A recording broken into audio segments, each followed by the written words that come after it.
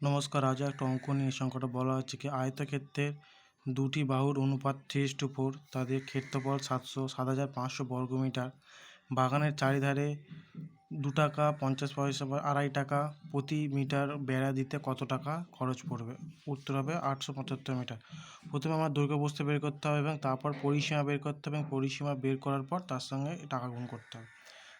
কেন ক্ষেত্রফল কী বলেছে? আয়তক্ষেত্রের চারিধারে মানে চারিদিকে, ভেতরটুকু না, শুধু চারিদিকে বেড়া। তাহলে প্রথম অনুপাত 3:4, আমরা জানি না, 3x ধরে নিয়েছি 4x। তাহলে প্রশ্ন অনুসারে বলতে পারি যে 3x গুণ 4x। সূত্র কি? ক্ষেত্রফল সূত্র কি? ক্ষেত্রফল সূত্র হচ্ছে কি দুটি বাহুর গুণফল। তাহলে 3x বাই 4x সমান 12x স্কোয়ার সমান 7,500। তাহলে x গুণ আছে 12 এর সাথে, এরপরে আসলে ভাগ হয়ে যাবে।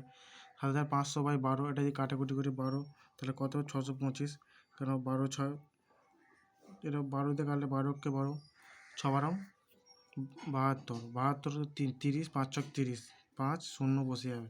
তাহলে এখানে কত? এক্স স্কোয়ার 625 স্কোয়ার আছে, এবারে জানি এখানে স্কোয়ার মানে এরপরে আসলে রুট হয়ে যাবে। এরপরে একটা স্টেপ যেমন করা আছে, তাহলে এখানে কী হবে? এক্স ওয়ান বা এক্স ওয়ান সমান 625 রুট, মানে কার স্কোয়ার? 625 কার রুট 25 স্কোয়ার। তাহলে এক্স ওয়ান সমান কত হলো? 25। 25টা হচ্ছে কি এক্সের মান। তাহলে এক্স মান বসে দিয়েছি 3x 4x, 3 25 75, 4 25 100। তাহলে এটা দৈর্ঘ্য, আমরা বড়টা সময় দৈর্ঘ্য ধরবো, এটা প্রস্থ। তাহলে পরিসীমার সূত্র কি? চারিদিকে মানে 2 ইন্টু দৈর্ঘ্য প্লাস প্রস্থ। তাহলে 2 গুণ 10 প্লাস 75, তাহলে কত হলো? 175। 175 গুণ 2 মানে 350, পরিসীমা বেরোলো 350 মিটার পরিসীমা।